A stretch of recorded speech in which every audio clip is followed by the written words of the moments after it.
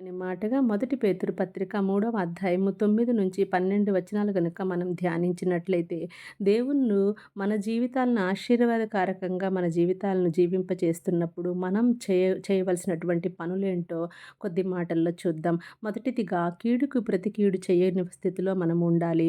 రెండవదిగా కీడు చేసిన వారిని దూషించక దీవించే వారముగా మనం జీవించాలి. మూడవదిగా జీవమును ప్రేమించే వారముగా ఉండాలి. నాలుగవదిగా చెడ్డ మాటలు పలుకకుండా నాలుకను కాచుకునే వారముగా ఉండాలి. ఐదవదిగా కపటపు మాటలు చెప్పకుండా పెదవులను మ కాచుకునే వారముగా ఉండాలి. ఆరవదిగా కీడుకు బదులుగా మేలు చేసే వ్యక్తులుగా మనం జీవించాలి.